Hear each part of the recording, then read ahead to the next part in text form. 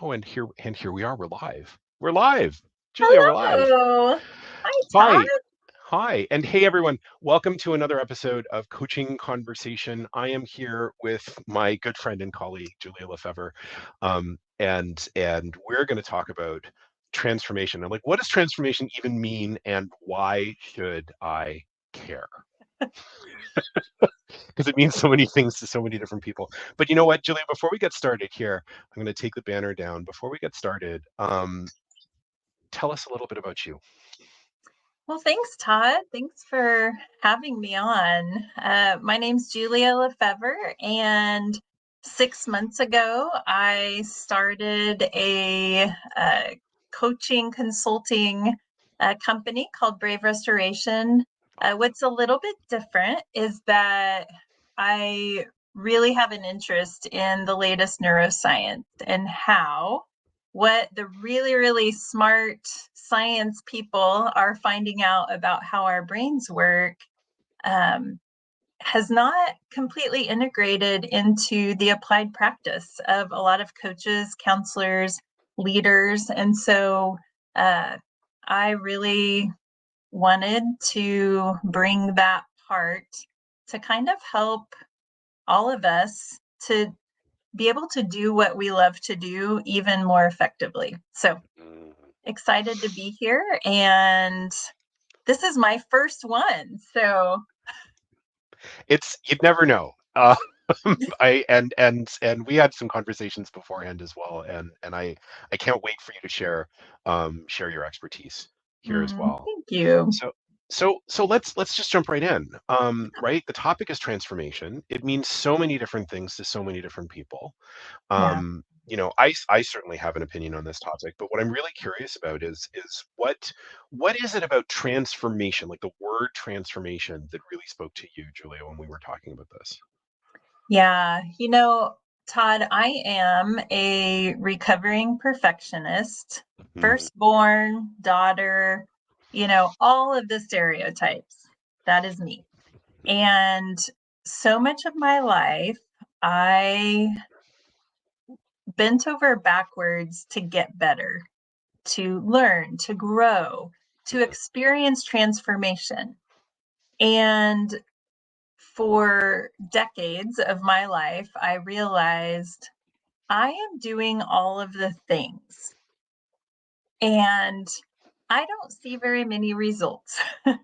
So, for example, even just several years ago, I developed this profound sense of anxiety, and I had never experienced anxiety before. And so I started reading every book. I started meditating. I started doing yoga. I made sure I exercised. I uh, went to a therapist. I hired a spiritual director. Like I did everything. And there might have been little pieces that helped me, Mhm. but at the end of the day, my chest still hurt. My muscles were tense. Wow. And adrenaline kept coursing through my body and I couldn't function. And I Mm. thought, what is wrong? Because I am doing everything that everyone says and it's not helping. Yeah. And so, what I thought transformation was, I've come to realize in the past 4 or 5 years that it's what I wanted it to be was the goal of being a different and a new Mhm. person or experiencing life in a new way. So the goal was always the same, but the way to get there Mhm. kept failing me. And so that plunged me into a journey of trying to discover what will work. Like, surely there's an answer. Am I going Mhm. to have to live the rest of my life like this? And how Mhm. many times does that happen, right? Our greatest pain becomes the key to unlocking our greatest purpose. And that's Mm. really what happened for me, that Mhm. I started exploring and after 3 counselors, my fourth one, I finally found a NeuroChange therapist. Hmm. And he became my therapist, my coach, my mentor, and now my teacher and certifier. Oh, Uh, cool. because what he uncovered was that all of those other strategies were based in old science. Mm, So essentially, back in 1987, the neuroscience and psychology departments announced, all of this new science about neuroplasticity and the ways that our brains, they're not concrete, they can hmm. change. But there was a caveat that they said our thinking brain, the prefrontal cortex, especially on the left side, Hmm. we can build new neural networks. So we can create new memories, new habits, new strategies. We can Hmm. practice. That's when the ideas of if you don't like your behavior, then change your thoughts. Right. And that information stuck because they said we can't change the subconscious stuff. We can't change those memories that are Hmm. very deep in our amygdala. Some people call it the reptile brain. Hmm. Here's my model of the brain, that this is your thinking brain, this is the brain stem, and on the inside is that amygdala Yep. that when your lid flips, this Hmm. is at work. And Yep. so we can't change this, is what they said in 1987, but we can strengthen our thinking brain so Hmm. that we can control it. Mm. That's an So, interesting word, control, isn't it? control. Yeah. And that's why half of the LinkedIn messages say how to control or how Hmm. to manage conflict, how to Yeah. manage team dynamics, because it stems from this science. Hmm. Unfortunately, well, fortunately and unfortunately, starting in the late 90s, so about a decade later, they started discovering amazing things that actually we can get in here and we can actually replace the core memories that drive our triggered responses. Hmm. But somehow by then, the cognitive behavioral sciences had Hmm. had really exploded, and it really overlooked this new information. Hmm. Plus, it's a lot easier to learn information and repeat it, practice it, Hmm. and check a box. Hmm. Those things are measurable. It's a lot more difficult to do the strategies that get way in here. And so Yeah. what happened is that science has gotten buried. And I Wow. haven't seen it play out really anywhere. Well, and you know what's fascinating to me about what you're talking about, Julia, is you know you're talking about my brain, right? I love the model. My brain, my prefrontal cortex, my reptile brain, my amygdala, Mhm, and when we're talking organizationally, right? Because I think a lot of our listeners too are thinking, we like organizational transformation. It's a lot of brains and a lot of amygdalas all at work all at the same time. mm, And right? And there's something in that sort of common definition of transformation. And I can tell you, like I've the word transformation has been in my job title more than once, and it seems to mean different things to different people in different organizations depending on what it is. But yeah, like on a fundamental level, there's sort of this expectation that transformation just means change. It's just a fancy kind of change, yeah, right? And what I'm hearing you say is no, that's actually something that's much deeper and exists, right? Like it's a deep body thing, even organizationally, even team wise, even within the context of a population of people who are doing X and we want them to do Y and not hate their lives. Yeah. right? Organizational change management at its most Machiavellian when you think of it like that. Absolutely. And I love the shift Hmm.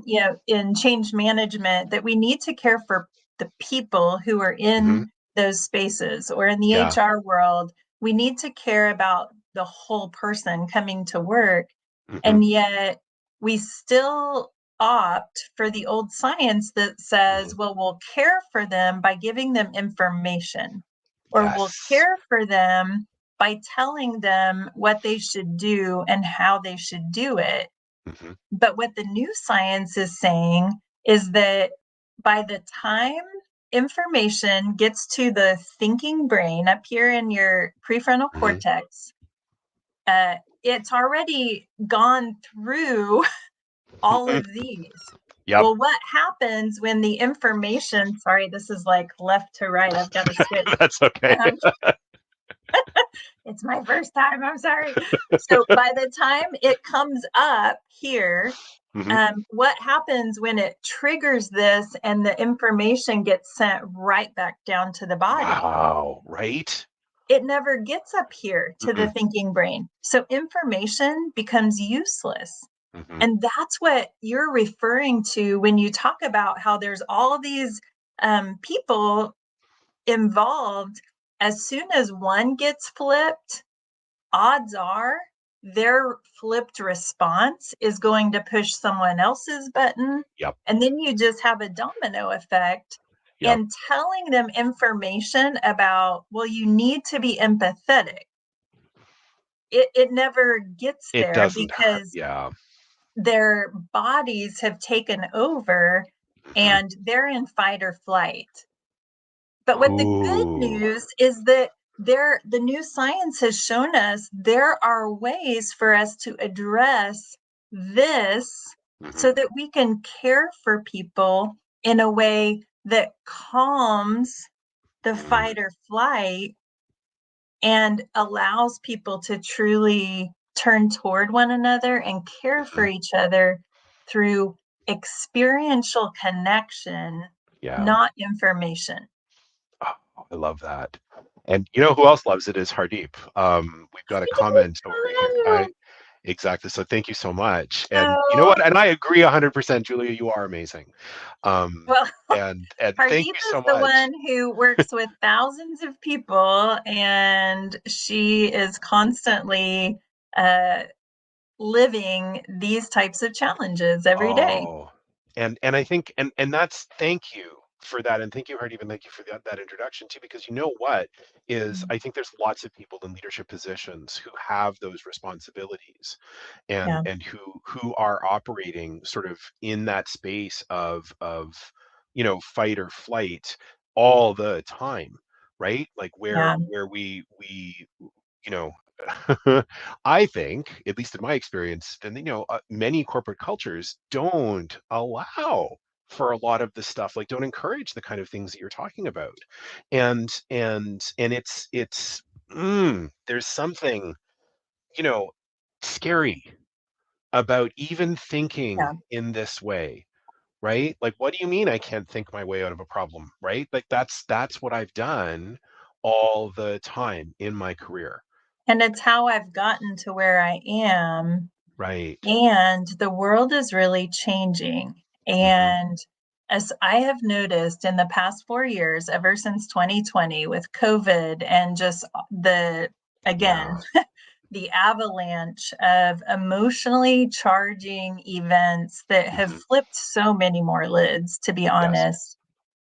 What's hard is that what's worked in the past is not going to work in today's world, because Hmm.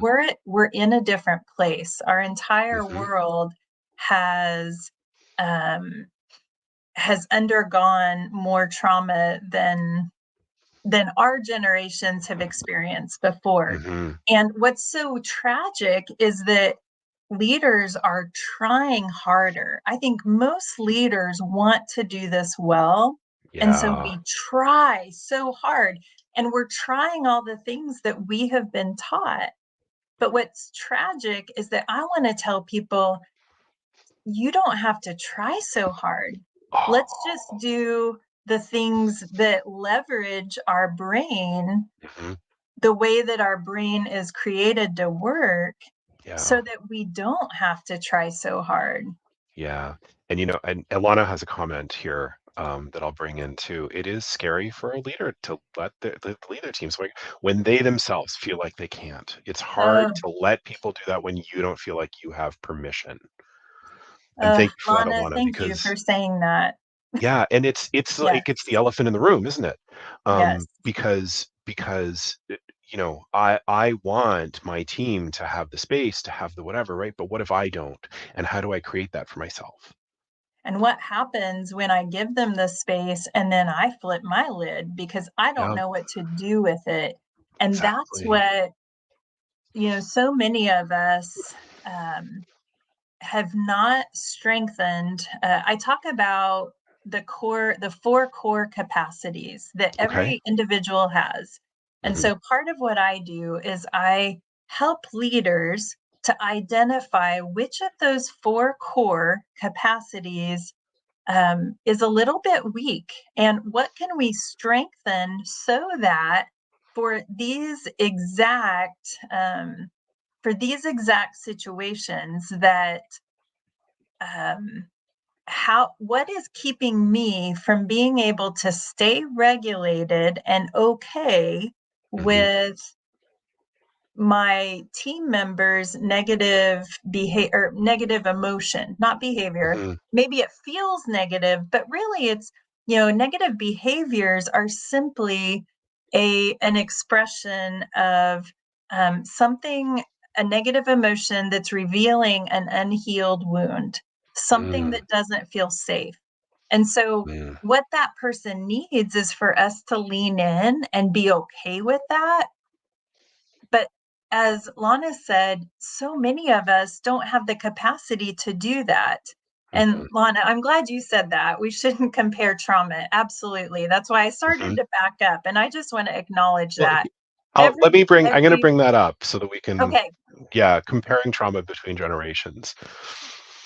Because what's interesting is that trauma isn't so much about what an event is, what the circumstance is. It's more about the response after. Mm, So, Lana, you just bring up such an amazing point because um, you can't rank things. You can't rank mhm, events. An event that might feel traumatic to one person is not traumatic to another because, and this is where the new science comes in, because for one person, they may have had a group, a supportive community who mhm, cared for them relationally after the circumstance. mhm, And so what happens is that in your brain, it literally rewrites, it replaces the traumatic experiential memory with a memory of care and concern. mhm, But for somebody else who didn't tell anyone, who was alone, who felt powerless, those individuals carry it. And mhm, then that becomes the trauma memory is that I was mm, alone, I didn't have support. And mhm, so it really, yeah, it's just not so much about what the actual events are, but the experiences that we have after. And that's what's so beautiful with leadership is that, Hardeep, you wrote, I don't know if you want to bring that up, Todd. yeah. As leaders, we have to learn and role model the behaviors, creating the safe space to experiment. Mhm. And that's Amen. exactly like leaders have this amazing opportunity to do more than simply lead at the workplace. You Mhm, have an opportunity to help people rewrite the stories, the narratives that are stored in their mhm, subconscious brain to not only impact their work experience, which mhm, benefits the company. I mean, mhm. I I I won't go into that, but it also enhances their entire life. So now relationships and families Yeah. and communities, it's like we create this world that is flourishing instead Yes. of floundering. Well, and you know, it's so I know you said I don't want to spend a whole lot of time there, but I do want to go back a little bit Sure. to what you just said, right? Like that there is sort of an organizational impact here because, you know, part of the subtitle of what we're talking about is like, well, why should I even care? And there's a whole bunch of stuff that we've talked Mhm. about, you know, like why this is important to me and how like things become possible for me as a leader, as an individual, as a human being, when I've undergone some of these activities, when I've allowed myself to be with myself. I'm just making up the language, but you know, maybe it's something like that. Yeah, But I think what's really cool here is, you know, we've talked about transformation, this kind of transformation being a very personal experience, and leaders are humans. But the thing is, you know, as Hardeep mentioned, when a leader has the capacity to model that safety so that a team can experiment, well, all of a sudden, what you've got is a team who suddenly has a capacity to innovate in a way that they didn't before, who suddenly has a absolutely. capacity, right? Who has a capacity to be a high performer in a way that they didn't before, because they don't have to spend all of that time and energy worrying about, am I safe in this environment with my leader? And Absolutely. that's transformation. That's the It is thing where organizationally this becomes like, of course I should do this, doesn't absolutely. it? It does. And just the neurology of the way our brain works. So here we have our model. Hmm. Information comes up through the brainstem. Yep. This is I kind of call this is our judgy part of our brain. Hmm. It's very Hmm. judgy. And Hmm. if it's not safe, it's going to send it right back down. But if Right. it's safe, it says go up Right. here. And this is where the brainstorming and the teamwork and the collaboration gets to Hmm. explode. And if this is gatekeeping and it's saying no, no, no, it we never get up to this free space up here. And so Right. absolutely, I mean, teams, our brains are literally scanning constantly for safety. So Hmm. if you and I were in a room, we would, we would be scanning this. If, Hmm. those of you who are watching, you're kind of scanning, is Hmm. this, are Todd and Julia, are they just a bunch of quacks, or are they safe? Do I want to listen to them? I Yeah. don't know. And, honestly, when Lana wrote, kind of this, I don't think we should compare trauma, it's a little bit of a pushback. If Hmm. I had been like, well, that's rude. Why would you say that? That's not what I meant. That would give a different Hmm. perspective. Hmm. But because, and to be honest, I hate to say it, but probably 10 years ago, I would have been offended. Hmm. But instead, because I've experienced transformation in these Hmm. deep parts of my brain, Hmm. I'm not protecting anything. I'm Because you're not thinking, fragile. I'm not fragile. Yeah. Exactly. I'm okay. And Hmm. honestly, it brought up such a good part of this conversation that I can actually be grateful for Hmm. anything that feels like pushback. And granted, that was pretty Hmm. minor, but still, it's just a good example. And how Hmm. many times in a team meeting is there a little bit of pushback Hmm. that actually flips someone's lid and Hmm. keeps the conversation from happening? I love that. That's so insightful. Like the way that I've described it to people in the past is like if it feels like someone is saying something that becomes an attack on my identity, then and maybe that's it. Like maybe that's the gatekeeper, right? Because Yes, my identity lives here and I'm going to protect it. at all costs. But if it's not really about me, and there's, you know, what's popping into my mind immediately is the Four Agreements by Don Miguel Ruiz, and Mm-hmm. right, and don't take anything personally, which is so much easier said than done. But it sounds like, you know, when we're able to be with whatever that is, that criticism, that stuff, the things, right, we don't have to take things personally anymore. Yeah. And and that makes the creativity possible. it does. And Yeah. so you bring up such a from even the four agreements, they say don't take things personally. And that's Hmm. great advice. But Hmm. what I want to do is to help people to build the capacity to Yeah. not take, because It's hearing how. that doesn't transform us. But let me Exactly. tell you what does drive Yeah. transformation, and that is having experiences where I can start to show my brain is very dependent on experiences. Actions speak louder than words every time. And so my brain needs an experience where I can get a critique, Hmm. and I have to actually practice in real time not taking it personally. Yeah. But what helps me is when the person critiques me and stays connected to me relationally. Yeah. Because the reason we take things personally is because sometime in our past, we had an experience where somebody critiqued us and then they rejected us, Yeah. or it felt like that. And Hmm. our brain tucked that away in its memory and said, I hated that feeling and I'm never going to let that happen again. Yeah.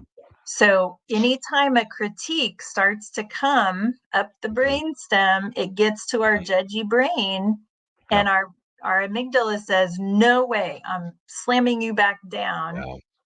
But then that Wow. critique it's experienced as an attack Hmm. instead of a gift. Wow. And And so wow. Yeah. The so by personal is professional having and vice versa. yes. And Like so so the there's just so much, Todd. I just get excited there because is. what what can help that, so the breakthroughs in science in the 2000s and then through the 2000s, they're called Mhm. memory reconsolidation. And by having a new experience that somebody critiques me but they're Mhm. still warm and kind to me, we Mhm. actually replace the memory. So the new experience is what we all need to heal. And I think we're Mm. running out of time. We are this. I Although I could talk to you for a long, long time. I think this is fantastic. Uh, Um, so you know what? Let's because we are almost at the end. But Julia, what are your last words? What do you want to leave everyone with? What do you want to leave me with? well, I just want to say thank you for this conversation. Todd and I were talking right before, and I just have a passion. My heart breaks for the world that's trying so hard to experience transformation, and they're Hmm. missing this little piece of the puzzle. Hmm. And so if anyone who's watching or listening, you're like, man, that's me. I want to tell you there are strategies, there are experiences that I can help you have that will Hmm. rewrite the core memories and will help you to experience the kind of transformation that you've always dreamed about. Oh, that's wonderful. This is probably a good time, uh, Julia, for you to let us know, because we are reaching the end. And if folks want to get a hold of you, what's the best way for them to do that? Yeah, you can find me on LinkedIn, Julia LeFevre. You can find me on my website. It's braverestoration.org. It takes a brave person to pursue this type of restoration. That's awesome. Um, And we'll put and that I link in would the love, comments after. Yeah. okay, sounds great. Yeah. And that's fantastic. Thank you so much. And I'm Todd Karges. You can reach me at toddkarges.com or here on LinkedIn. And Julia, I've had such a good time talking to you today. Me This has too. Can been, we do I, this and I, again? I wish we could. Yes, please. Absolutely. Let's do it again. I think there's obviously there's more to cover. There's more stuff. Yeah, I think we just scratched the surface I think so too. of what it means. But and thank you also to everyone who joined us Yes. today and who participated in the comments.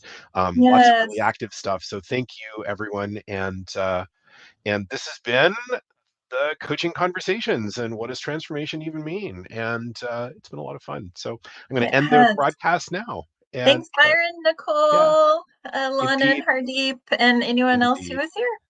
Awesome. Thank you.